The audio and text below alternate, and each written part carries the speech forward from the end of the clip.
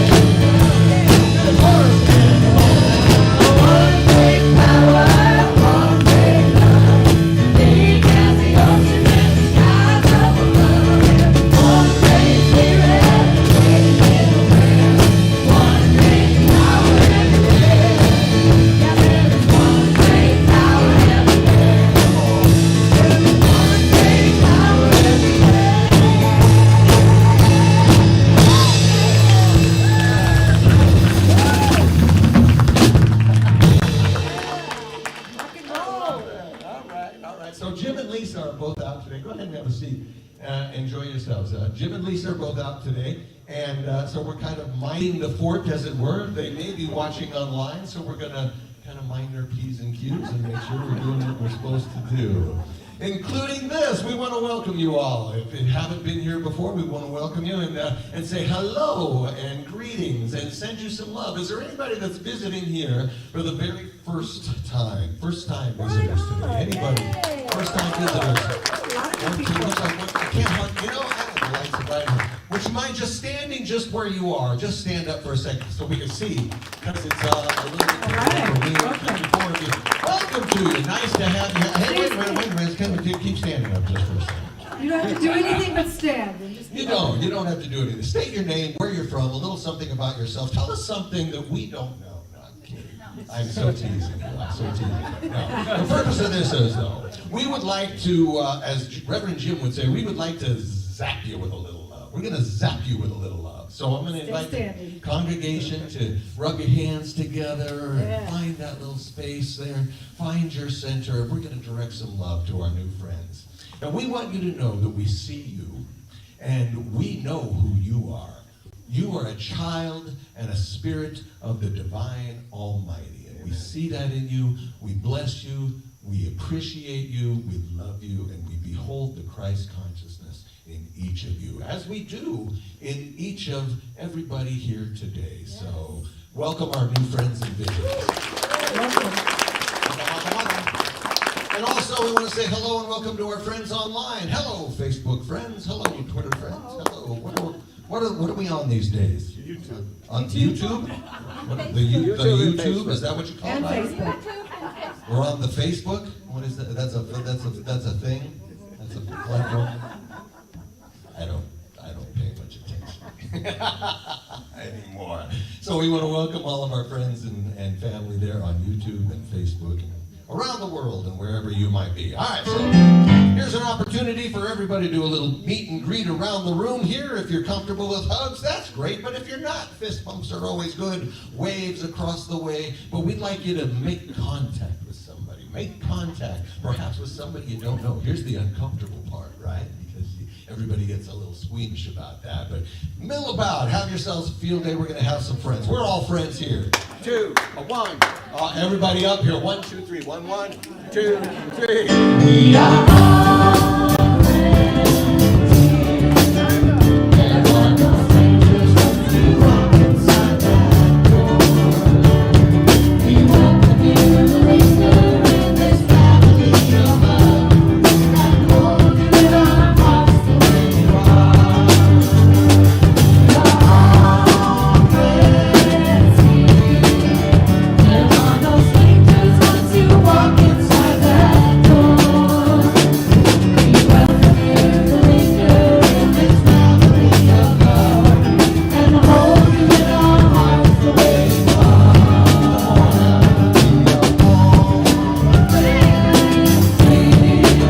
There are no strangers once you walk inside that door. We welcome you to linger in this family of love and hold you in our hearts the way you are.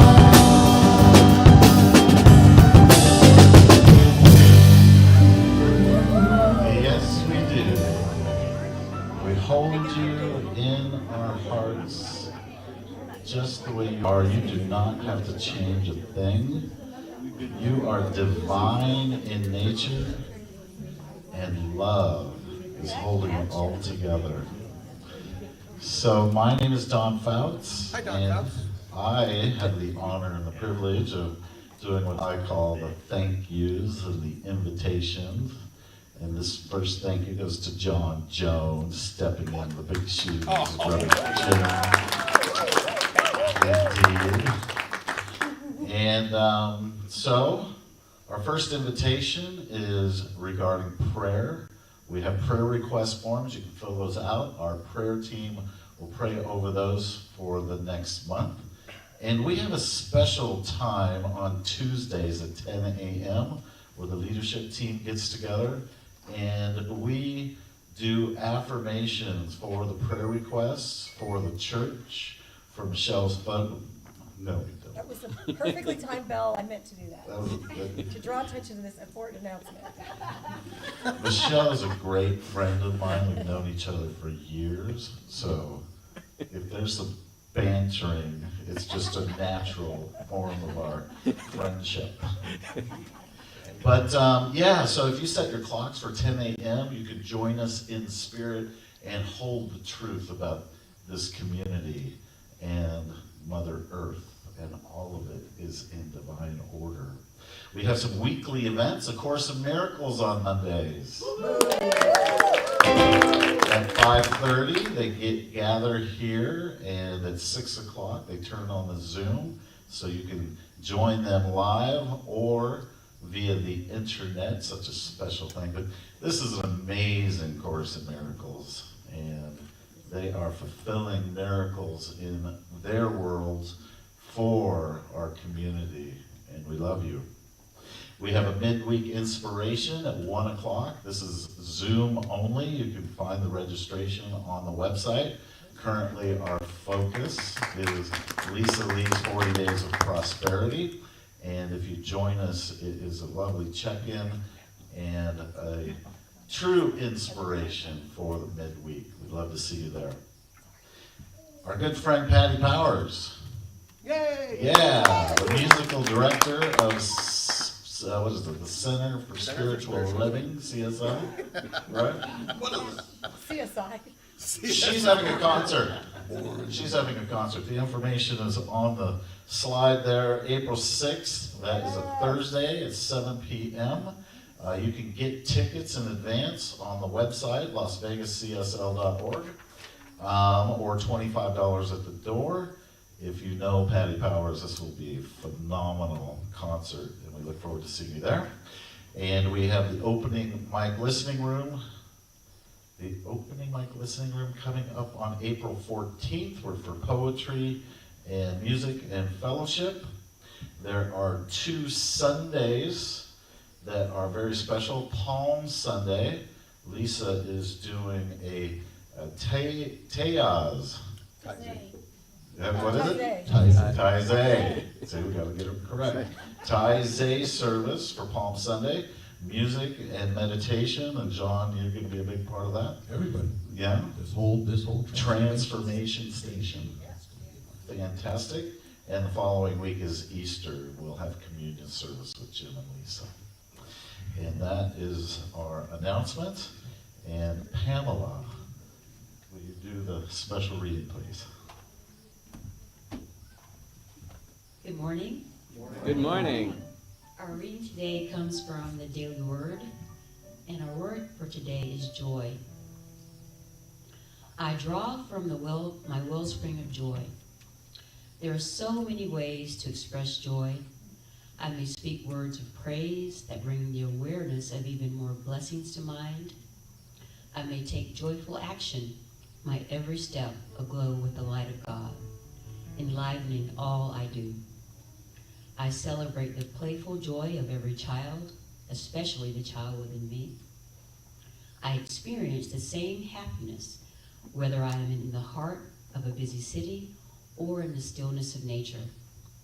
And then there is the quiet joy of just being, the richest joy of all. I rediscover my joy by taking slow, deep breaths, tapping into my wellspring of well-being that never runs out. I feel its energetic flow spilling over into my heart and life. What joy to be a spiritual being, a precious child of God. Thank you. Thank you.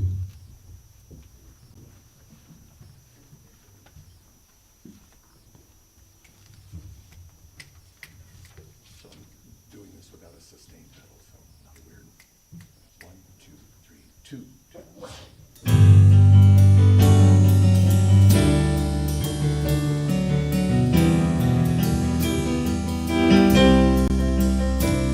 In my eyes, in my mind, in my heart, my soul, in my life, I have been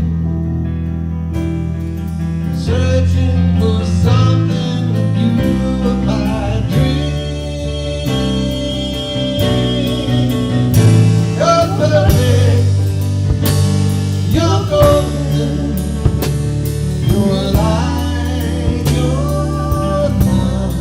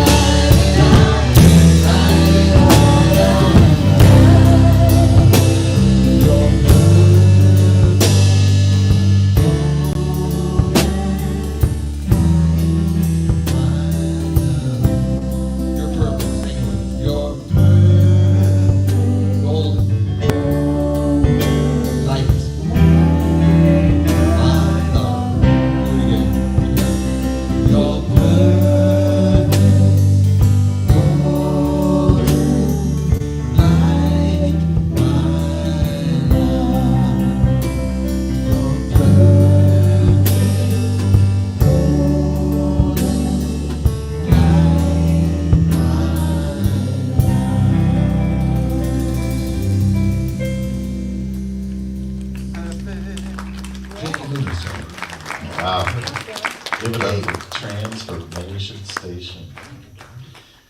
So I'm going to do an introduction of our guest speaker, Cynthia Ambriz.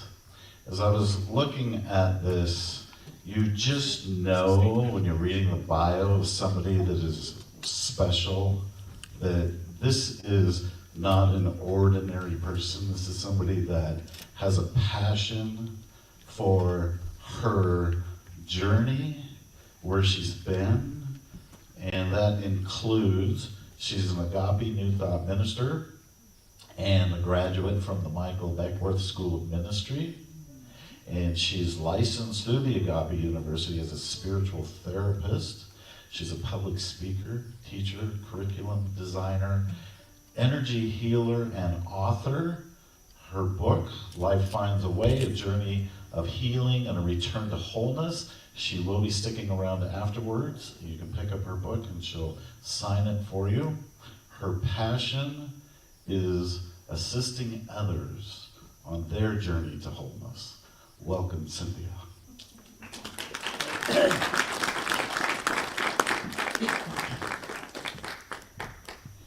Hello, Unity. Hello. I'm so happy to be here with you today, and Jim and Lisa, if you're watching, thank you so much for the invitation.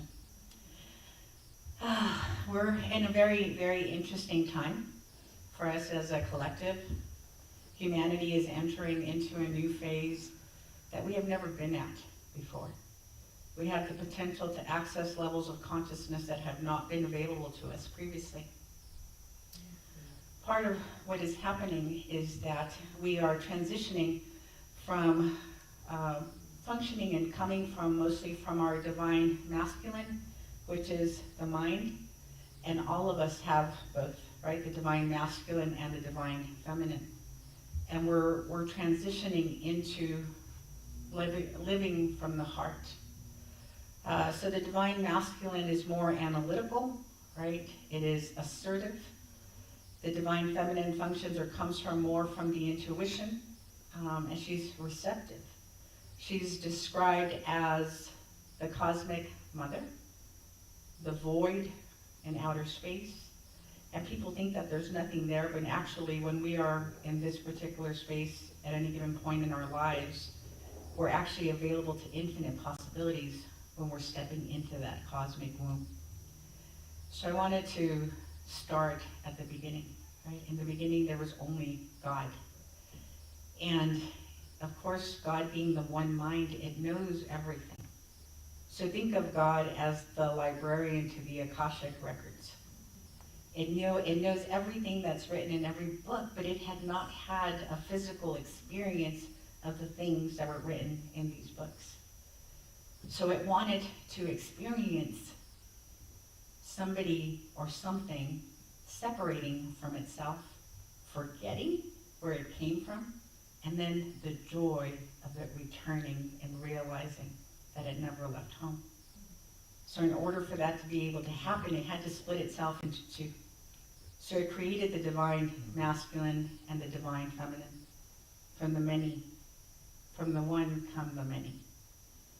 So that was kind of how it all started. We need both. We need the masculine, we need the feminine.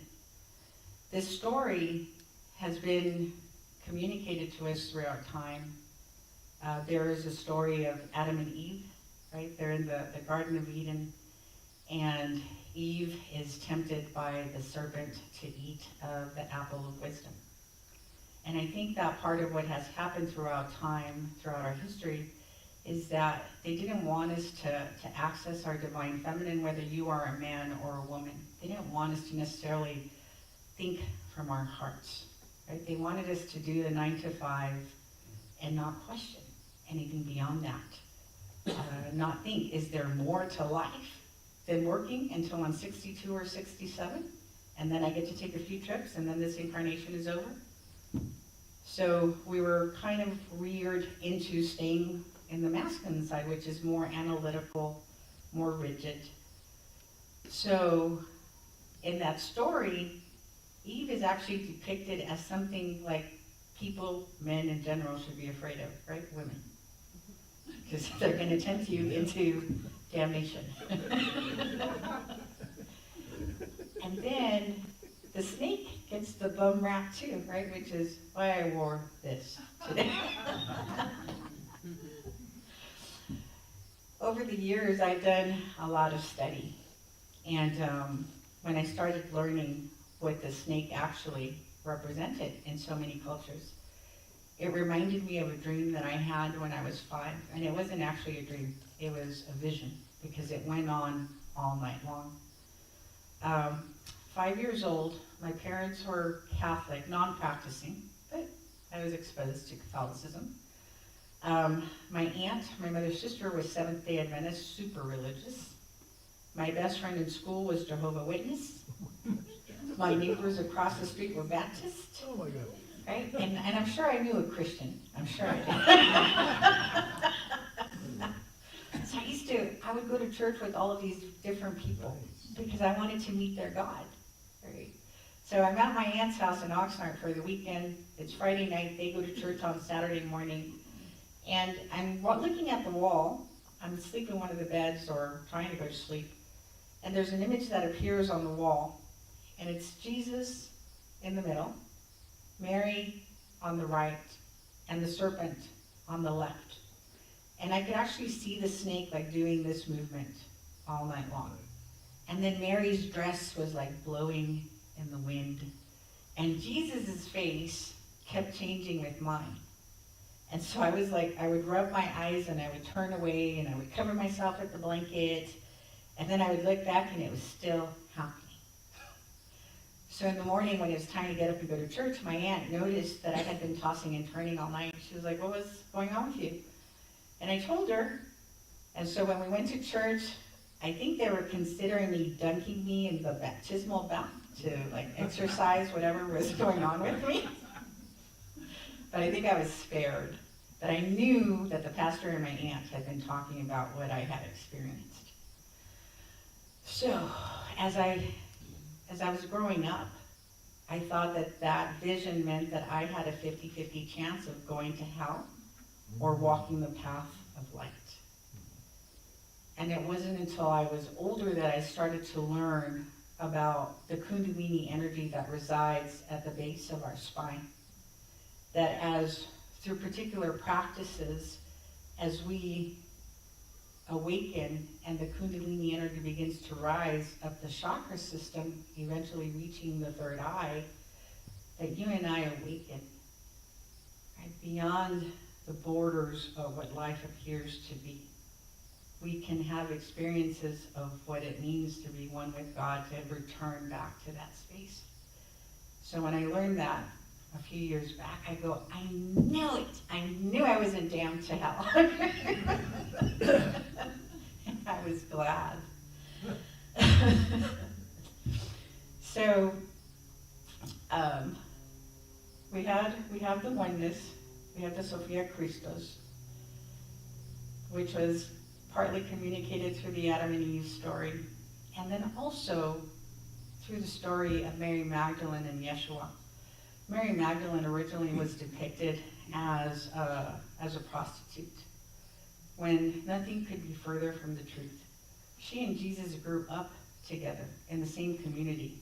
They attended similar teachings. They traveled to Egypt, to the mystery schools. They traveled to India. They traveled to Tibet, all in preparation so that they could support each other as the drama of the crucifixion was going to unfold. She studied how to work with the healing oils so that when they brought him down from the cross, she would be able to apply them to his body and prepare him. Why is it, though, that we have been so discouraged from looking at the feminine, from being what should be in charge? But we're doing that now as a society. And all that means is that we're going from thinking with the mind, with thinking and making our decisions from the heart, is all it means. And it's happening for all of us. So we're living in a very amazing time. It's also represented by the consciousness and the subconscious. Things that have been dormant for you and I in our subconscious may be coming up as of late, and you're like, where'd that come from? Why is that here? It just simply has to, right? It's also represented by you and I beginning to accept what it means to be divinely human. Not resisting any aspect of life, embracing it all. How do I know it was supposed to happen? Because it did. I didn't like that first time I heard it. So, in the beginning there was only God. It split itself into two, into the divine feminine, the divine masculine. You and I gave a resounding yes. Yes, I want to go to earth. Yes, I want to grow in compassion. Yes, I want to access forgiveness more easily. Yes, I want to know what it means to love unconditionally. And beyond that, I want to be divinely loving. It's probably some of the things that you and I checked off on the menu before we came here to earth.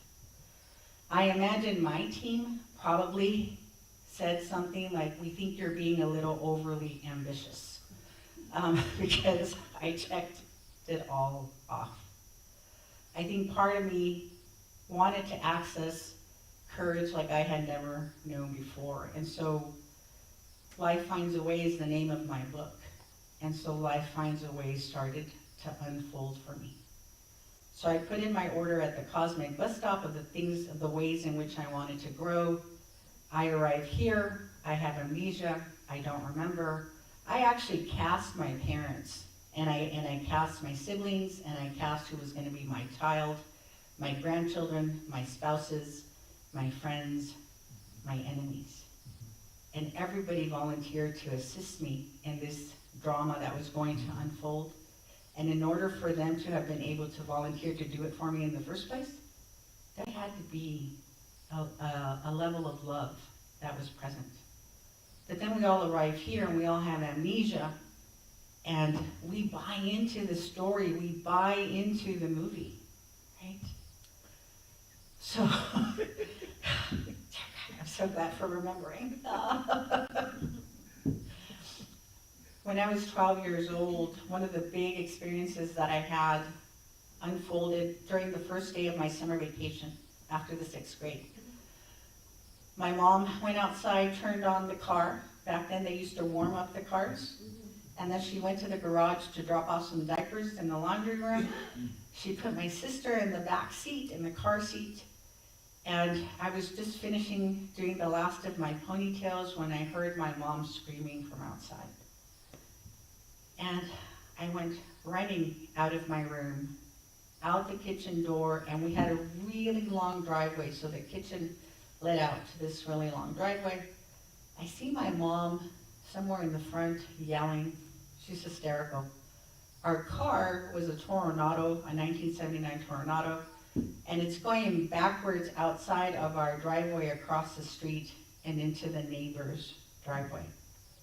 It hits the neighbor's brick wall, shifts back into drive, and it starts coming straight back across the street into our driveway. My mom runs to the door, tries to open the driver's door. My sister is in the car, she's 2 years old.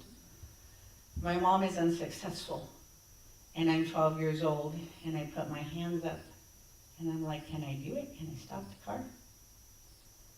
The car won. Right? The car hit me. I went down. My mom thought she was going to be able to come and scoop me up, but that wasn't what happened. The car kept going with me underneath it, and the driveway was long. So I was like turning around underneath the car. As I went past the corner of the house, there was a concrete thing that stood out like this. I felt my leg shatter as it went past that. It went through the garage wall and wedged itself into the garage, and the car stopped. My mom came running, afraid that my sister was going to shift the car again, so she jumped on the trunk of the car, and at this point I was the shape of a pretzel. This leg was like this foot I was fighting on. When my mom stepped on the trunk, the muffler came down on my leg and it burned all the way through to the bone. I screamed. She jumps off the car and she goes, my daughters are dead, my daughters are dead. And I was like, no, they're not. Call the ambulance. So she goes away. I can't hear my sister. She's inside the car. And all of a sudden things are becoming very, very still. And I'm 12 years old at the time, and I had flunked catechism 5 times. Because I could not memorize prayer. I thought I couldn't memorize prayer. And I was a very independent kid, right? And I go, now would be a good time to ask for help. And so I'm like laying down underneath the car, and all of a sudden it's like, Our Father who art in heaven, hallowed be thy name. The kingdom come, and I was like, oh, you knew it all along. So as the Our Father's coming out of my mouth, the Hail Mary's coming out of my mouth, I felt the car lift. And all this air rushed into my lungs. I was having a hard time breathing at this point. And I couldn't see anything, but I was like, somebody's here. Somebody just helped. And then I hear like the sledgehammer hitting the wall of the garage. I guess the firemen have arrived and they're trying to create enough space so that they can come in. And the fireman pulls me out, and he's holding me in his hands and his arms. And he's like, what's your name? And I'm like, Cynthia. And he goes, how old are you? I'm like, I'm 12. And he goes, what's your birthday? I'm like, May 23rd. And he goes, what's your name? And I was like, I already told you that. Like, leave me alone, I'm tired, I want to go to sleep. And he's like, you cannot go to sleep. So the next thing you know, we're in the ambulance, and that's probably when I did fall asleep, when I lost consciousness. Because when I woke up, I was like in this big white room and this big bright light, and I was like, oh no, I died, I'm in heaven. Your curiosity finally got the best of you. I'm like, but then I saw a nurse down at the end of the hallway, and I go, oh no, you're not dead. There's people. And they rushed me into the emergency room, the ER. So I've wondered as I've gotten older, like, was that me being brave, standing in front of the car, or was that me trying to check out of this incarnation? Because that was just the beginning. Right? Things were going to get a lot harder from that point. So, when I was 15, my mom went from being a Mrs. Brady to me. Most of my life was the way that I perceived her. She was the love of my life. And spoiler alert, she is the love of my life again. I'm glad I made it back to that. But at that point, she started hanging out with a man that she was dating that sold drugs in large quantities. And so my mom somehow got enmeshed in that world. And she had gone to see the dentist in Tijuana. And the Border Patrol noticed that she was shaking. She was using cocaine at that time. And so they sent her over to the secondary inspection. My mom was driving her boyfriend's car. And it turned out that the tires were loaded with kilos of cocaine. So they took my mom into the federal prison in San Diego. She gave me a call. She told me what was happening. I was at home with my brother and sister. My brother, if I was 15, then my brother was 10, and my sister was 5. We're each 5 years apart. And she said, the judge is going to let me come home because he knows that I have 3 minor children, and then I can come back to the hearing in 30 days. So I said, okay. I go, maybe this is answered prayer. I've been wanting my mom to come back to me. I go, maybe now she's gonna leave all these people and she's gonna focus on being a mother again. But what ended up happening was that she ended up staying at her boyfriend's house, and the brother lived there, and all of their associates hung out at that house.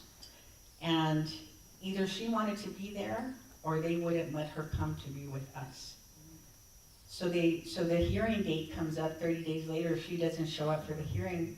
So then she's fleeing the country, and we get left behind. 24 hours, the FBI is knocking on our door looking for my mother. And I let them in. I don't know what to tell you. My mom calls periodically. The FBI is always present at the house. But thank goodness, because the people that were expecting the cocaine that was in the tires of the cars, in the car where my mom got busted, they wanted their product or they wanted their money, so they were looking for my mother. So they were watching our house. So I was glad that the FBI was present. So I'm like, if the FBI is watching us, then they can't kill us, right? So mom calls, FBI's being patient. She keeps saying that she's gonna come and turn herself in. A few months go by. The FBI finally says, Bertha, we're done. We're done waiting for you. We're turning the kids over to social services. We're closing down this house. And so I'm like, there's no way that she's not gonna come back and save us. But she didn't. So that evening, they said, pack your bags, we'll be here in the morning to pick you, your brother, and your sister up. And I said, okay. So I called my friend, she called a friend. We had a getaway car waiting for us at 2 o'clock in the morning in the back of the house. We snuck out the back window, jumped into the getaway car, had the getaway car drive us to the Greyhound station in East LA, didn't jump on a bus, jumped into an unmarked van and had the van drive us to the border. My brother was holding his head like this the whole time. He was on the floor. He was 7, 10. And he had a stress headache. And I kept telling him, it's gonna be okay. It's gonna be okay. So we get to the border, we jump out of the van, I'm like, kids, get out. We run. I had been to TJ with my mom a few times, so I knew that there was a country club hotel, and I check us in. I don't even know how a 15-year-old does all of this. I check us into the country club hotel, I call my aunt that lives there, and I said, call my mother and tell her that I brought her kids. Tell her to come and get us. So the next day in the morning, there's a knock at the door, and I'm like, my mom's here. My mom's here. And I open the door, and it's my cousin. Your mom sent me to come and get you guys. I was like, after all we've been through, she can't come? And so I said to my brother and my sister, if you want to go with your mom, go ahead. I'm not going. I'm going back to LA.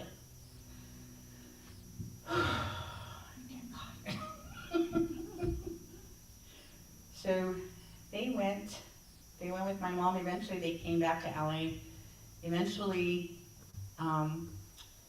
we got back together as a family. There were a couple more experiences that I had along the way. My mom ended up dealing with all of her legal issues and became a realtor.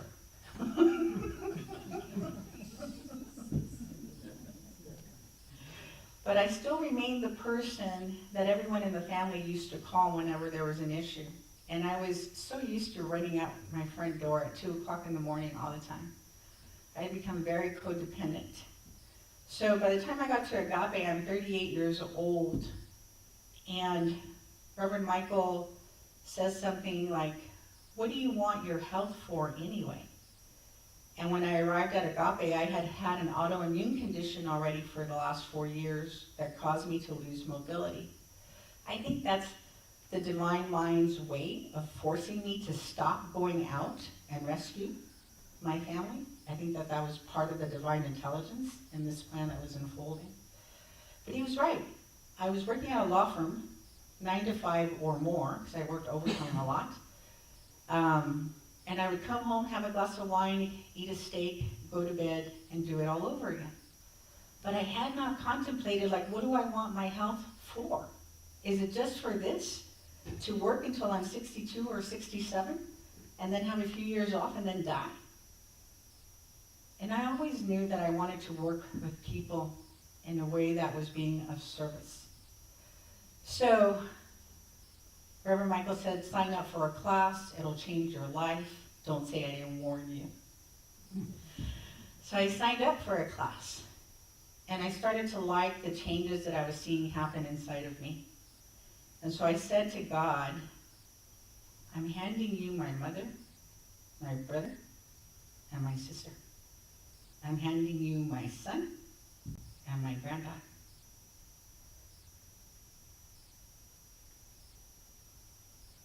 I don't know who else to leave them with. And I have to focus on me. I have to allow myself to start to heal. So, I started taking classes. My family that didn't necessarily like that I wasn't available anymore. Right? I would get phone calls from my mother and she would be leaving me terrible messages. But I just kept on going. And before I knew it, I had done all the prereqs and I found myself sitting in practitioner studies. It was day one. And I almost fell out of my chair when they said, you're gonna have to pray out loud with people. And I was like, what? I was like, how is it that somebody goes through classes for a year and a half, lands in prac studies, and doesn't register that they're gonna have to pray out loud? I was deathly shy. Or maybe I had PTSD and I didn't know it. So I get through prac studies. That's when my healing finally begins. I'm 38 years old and I finally start diving into what has been Life Finds a Way, the book. And I'm just starting to kind of scratch the surface. I finished practitioner studies. I think I have 2 years in between. And then Reverend Cheryl, Reverend Michael say that they're gonna start up the ministerial program again. And I was like, well, I'm not doing it. I don't want to get up and talk in front of people. No. And Jesse and I drive down to Sedona, my husband now. We met in one of my first classes at Agape 12 years ago. We're driving to Sedona, and there's a big storm brewing, and I almost feel like this big thundercloud is following us. And this cloud is how I feel internally, because I'm fighting with God. I'm like, there's no way. There's no way I'm going to ministerial school. Look, I'm already serving in classes. I already did prac training. No, I'm not doing it. So we get to Sedona, we unload our things, we go to Cathedral Mountain, and we go for a hike. I feel like Gilligan's Song starts playing right now. It was supposed to be a 1.5 hour tour. But we're on the mountain. It starts thundering, it starts raining. We're trying to find our way. Jesse's in front of me. He doesn't know that the whole time I'm in the back, like fighting with God, like I'm not doing it. So the hike ended up taking 6 hours instead of 1.5 hours. Right? We get back to the hotel room. I've overworked my hips. My hip goes out. So we go to bed that night. Reverend Michael shows up in the dream and he tells me, as you walk, you will heal. I woke up in the morning and I was like, he didn't mean that literally, did he? So we finish a few days in Sedona. We go to Las Vegas to listen to Santana and Celine Dion. At this point, we were living in LA still. And we go home. I have the ministerial application. I'm like crying as I'm filling it out. And I turn it in, and my hip goes back. I was like, oh, he did mean that literally. So, it's 2016. I still have this autoimmune condition. I go to work one day though, 2 years later, I get to work and I put my hands on my keyboard and I couldn't lift my hands. And so that was my last day of work. I left work that day, didn't go back. I started working with stem cell therapies, plant medicines, energy healing, you name it. I go, it's time for me to really focus. Healing, physically, mentally, emotionally, and spiritually. But there was an insurance person at my job whose job it was to disprove that there was something physically wrong with you. I had insurance through my job for like short-term disability and then long-term disability. So this lady used to harass me and she would harass my doctors, and I had medical records going back to 2002. That's how long I have had the condition. But because of my level of commitment, I never wanted to not work. Like, that was just who I am. So she calls, my girlfriend calls me in February of 2019. She's about to turn 50, and she's the one that went to go pick me up when I decided to send my brothers off with my mom, and I came back to LA. Adrian drove from Orange County, also a teenager at the time, and she went to go get me. So here we are, she's turning 50. She goes, Cyndi, I'm going to Paris and I would like for you to come with me. And I said, Adrian, I'm having a really hard time walking right now, but okay, I'll go with you. So we went to Paris, and then we did an extra tour, or an extra leg. We went to Portugal. She's very religious, she's very Catholic. So we went to Fatima. And this is a place where the Virgin Mary appeared to 3 children in the early 1900s, I think. And she shared a prophecy with them. So people will pilgrimage to this location to ask for miracles. And I'm like, I am not beyond asking for a miracle. So, I didn't do it on my knees like a lot of people do. It's like a mile long and they walk on their knees. But I did walk it, and I did burn a candle in the fire. And then this priest came out from the church, and he rubbed his thumb on my third eye, and he said a prayer. And I go, that's funny, because that's what Reverend Michael does to me when he sees me. He rubs my third eye. So on the plane home, I said to God, I will go back to work, and can you give me a body that will allow me to do that? I go, but I'm tired of living in fear. I'm tired of having to pretend that I'm okay when I'm not okay, and vice versa. So the next morning, the lady that had been really mean to me from the insurance company, I see her name pop up on the caller ID. And I said, looking at the phone, I said I wasn't going to live in fear anymore. Hello? She goes, I'm just calling to let you know that we've concluded our investigation and that we've deemed you disabled and that you will receive 70% of your salary until you turn 67. Basically, you're free to live your life. So I said, oh, so you want me to focus on being a minister? Okay.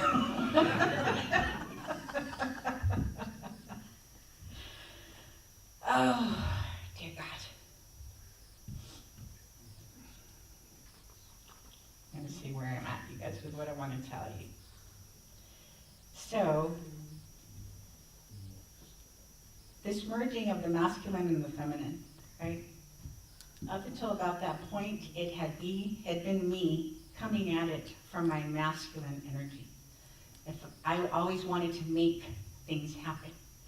I always wanted to stay 5 steps ahead of life to keep myself safe. And could you blame me based on the experiences that I've shared with you so far? Right? That was me living from the level of the mind. But here's an opportunity to be provided for in every way by the presence of God and start to figure out what it means to live from the feminine, to live from my intuition and from my heart. So there's an experience that we had in 2019.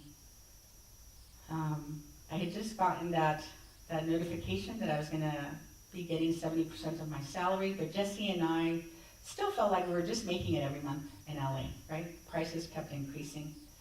Jesse and I had been coming to Vegas for the previous 10 years. This was his favorite city. He loves Cirque du Soleil. And one day, and we're here celebrating his birthday, and I happened to look up to see what the rental prices were and what the mortgages were, and my jaw dropped. And I said, Jesse, do you want to move to Las Vegas?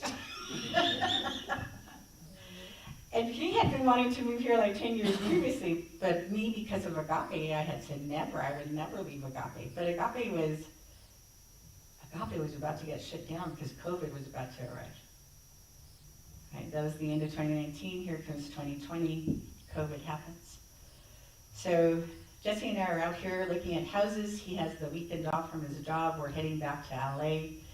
And he gets a call from his job. He's been let go. And I'm like, well, that was really the last thing that was keeping us in LA. But I thought, what do you want to minister in Las Vegas for, God? I didn't know that there was more to Vegas. I didn't know that you were here. All I knew of Vegas was the Strip. But that was part of me starting to trust God more and allowing it to co-create my life with me. So we had started to look for a house. We had actually started escrow. And something happened at the last minute that the escrow fell out. But we ended up in a very nice apartment. It was bigger than what we had in LA. It was half the price. But when he got let go from his job, I lost my medical coverage. And I lose mobility when I don't have the medicine. And I get the medicine every 4 weeks. So I'm sitting on the couch, we're in Vegas, and I'm like, well, if I have to be immobile, I can't think of a better place. I have a really nice roof over my head. I have a man that loves me and takes care of me. I'm willing to, God, what do you want to do with me now?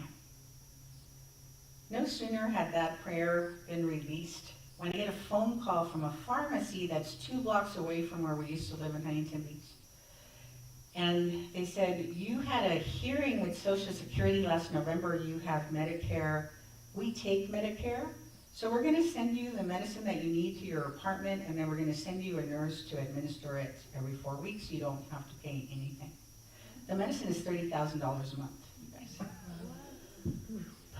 Okay.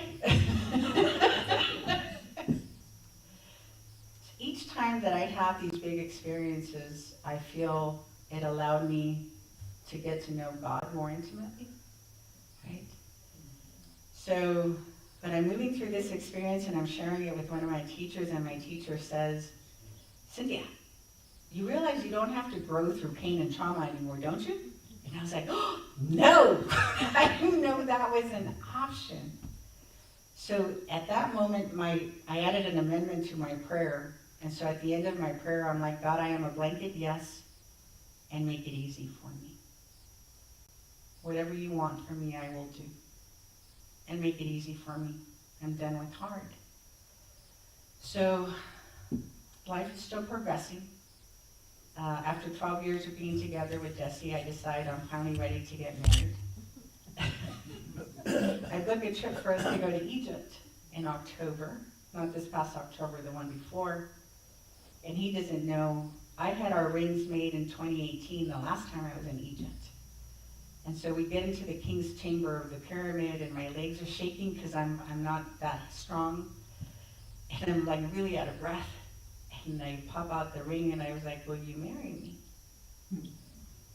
And so he says, yes. We come home, I call Reverend Michael, and I go, Reverend Michael, I'm finally ready to get married. Will you marry us? And he goes, yes, how's February 12th? And I was like, oh. It was October, and he said yes to marrying us February 12th. So based on the life experience that I had had up until that point, I wanted this day to be saturated with love. Right? So Reverend Michael, Dr. Sue Mortar, my other teacher, Reverend Cheryl, who's also from Agape, Akili Beckwith, Reverend Michael's brother, my spiritual counselor, they all facilitated the wedding. Everyone that was invited to the wedding was emanating beams of unconditional love. The whole day you were enveloped in nothing but love. So, we come home, I'm married, I get a call from the pharmacy, your insurance changed, we don't take that anymore, or we don't take his insurance, but we'll refer you to somebody else. And I'm thinking, things are going so great, I have nothing to worry about, sure. But 5 months ended up going by after we got married, and I wasn't able to get set up with anyone to get treatment. So I lost mobility. And again, I go into my office, and I'm like, what is it now, God? And it says, there's still this much space between you and me, and I need there to be none. You still think that you need doctors, that you need medicine, that they're your source, and I need you to know that I am your source for everything. I bring you the doctors. I bring you the medicine. Have I not been doing that for you? And I said, you have. And he goes, now get on the floor and put your cheek to the ground and allow your heart to touch the floor and your belly too. and you allow yourself to be held by me. So I got down on the floor and it felt so good. Tired of making things happen. It felt so good. So, as soon as that experience unfolded, a day or two later, I get a phone call from the Cancer Infusion Center here in Vegas. They said, "We've worked it all out, come on in, we're gonna give you your treatment." I have a trip, it's now August last year, and I have a trip that has been paid for 3 years to go to the south of France to walk the lands of Mary Magdalene, to retrace her steps. They told us to get ready in advance, 2 to 3 months. We're going to be hiking up mountains. You need to be able to walk 5 miles a day. I can barely move my legs.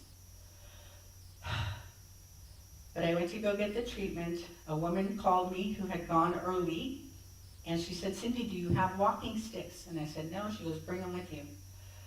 So I'm like, I'm going to travel without Jesse, first of all. I can barely walk. But I'm going to have the courage to do this. I'm not used to doing a whole lot without him anymore.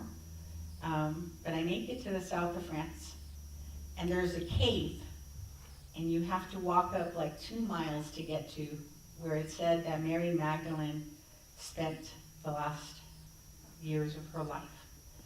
And there's 40 women, and all of these women are in great shape, and they just like run up the mountain, and it's me and an 83-year-old at the end.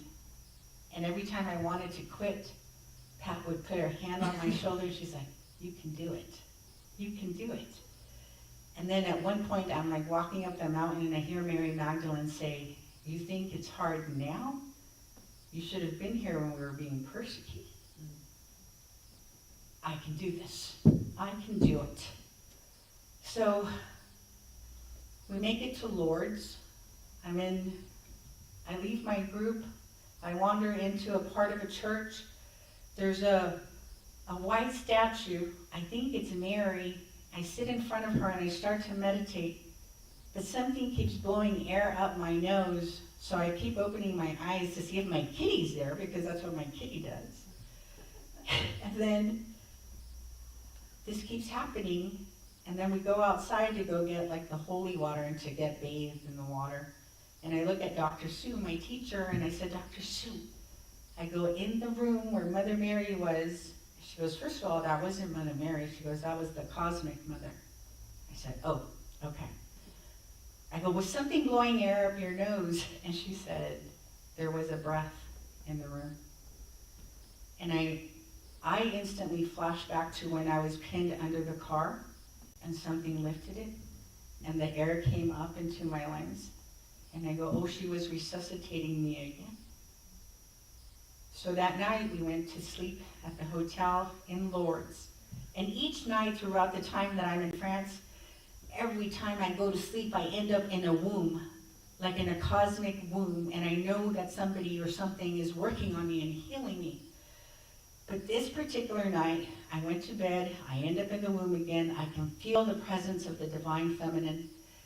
But this time, there's a heavenly melody that's playing, and it wakes me up. It's 2:45 in the morning, and the song is so beautiful that I get up and I keep dancing.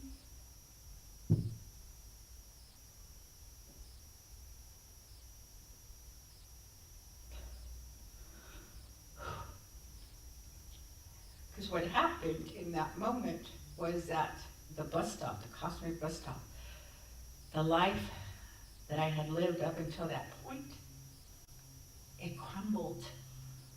And all I could see was that the love had been present all along, despite the difficulty, despite the role that my mom had played, that my dad had played, that my ex-husband had played, that there was such immense love for me.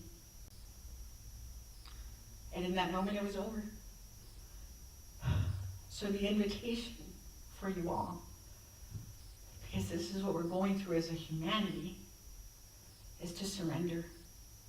Stop trying to make it happen. Shift from the mind into the heart, because when the divine feminine and the divine masculine merge, you and I are finally able to experience our wholeness. Thank you.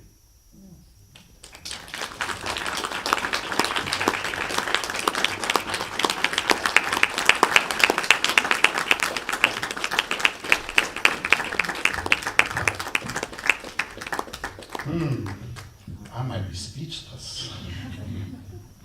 Thank you for sharing a beautiful story of miracles. And life is bigger, so much bigger than what we know. So, we're doing a song, and then we will do the offertory. Okay. Is that where we're at? That sounds good. Okay. Very good. Thank you, Cynthia. Beautiful.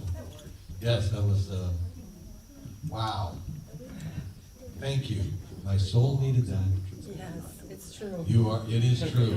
It is true. And wow, wow, wow. And I'm gonna let Michelle speak, but I now realize that this song that I you know. brought in was like, Yeah, this is. oh, wow. Okay. Um, Not a dry eye in the house after this. So fun. We're gonna do a song that was actually awarded Song of the Year. And it's called Just Like That, and it's shortly, I'll be short because we're kind of over time, but it's about how we go through all these traumatic things, and it's devastating and horrific, and you get to the other side at some point, just like that, all of a sudden, everything makes sense. And you are more whole. I love that last line that you said about how whole you are through everything that you've been through. So let's give it a whirl. 1, 2, 1, 2.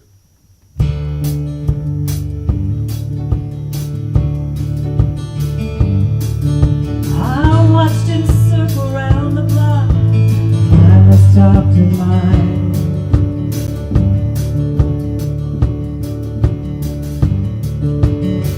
Took a while before he knocked, like all he had was time.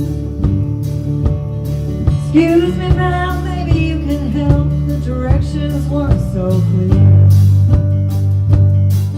I'm looking for Olivia's hand. They said I might find it here.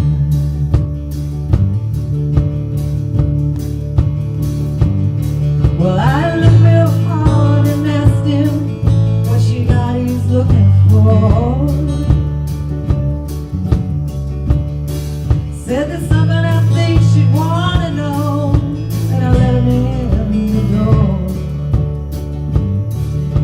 It's not like me to trust so quick, caught me by surprise. There's something about him gave me peace, right there in his eyes.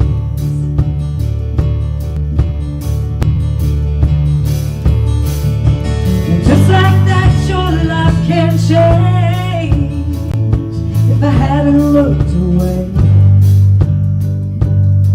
My boy might be here with me now. He'd be 25 today. No night can carve away the stain. No breath can drown regret.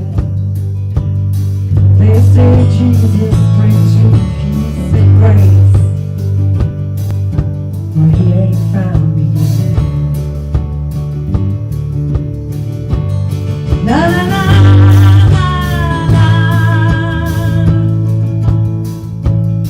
Na, na, na, na, na. Na, na, na, na, na. Oh, I sat down and I took a deeper breath, looked right in my face. I heard about the son you lost and how you left without a trace. I've been spending years trying to find you so I could finally let you know that it was your son's heart that saved me, and a life you gave us hope.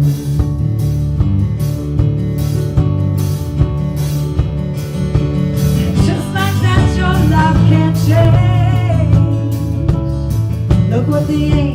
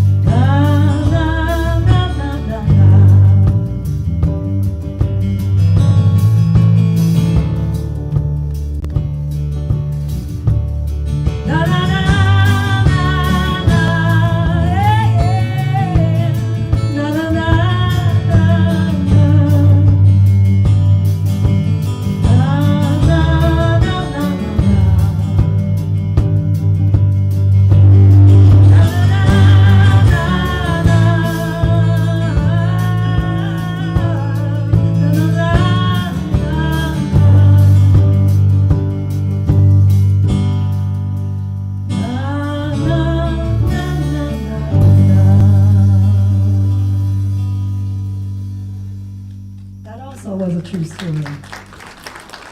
Beautiful, thank you, Michelle. So, in introducing the offertory, what I notice about your story, Cynthia, is collaboration. There was a requirement for you to show up, for you to say the prayer, for you to go to parents and friends. And it's kind of what we do with our finances, is I have found that I needed to be more generous in the ways that my divinity called me to do. And so if you'll close your eyes in this moment, let's give thanks. Thank you to Cynthia. And thank you, God, Spirit of Life, for each of our stories. We have all been in a journey that has led us to this moment. And we are here in a space of love, of community, of compassion, and we are grateful. And so, if you will bring your gifts to the front, and thank you so much.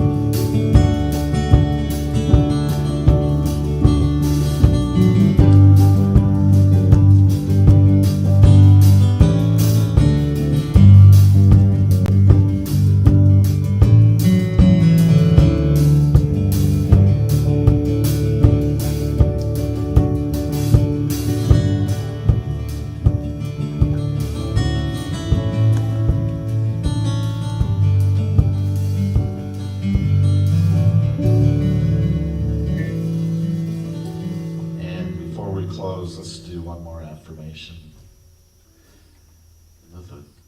Let's take a breath in, long breath in. Find ourselves centered in the heart. And we know that these are chaotic times. And yet, the Spirit of love, everywhere present, we are held in this love. We are held in this goodness. Every breath of gratitude holds us in the esteemed divinity, and all is well. Thank you, God, that this is so. Amen. And John? Yeah, absolutely. So we're going to do our peace song to close us out here. And if you'd like to, you can stand, you can dance, you can stay seated, whatever mood you're kind of in. And we want to say thank you for being here, and we love each and every one of you. Here we go. 1, 2, 3, 4.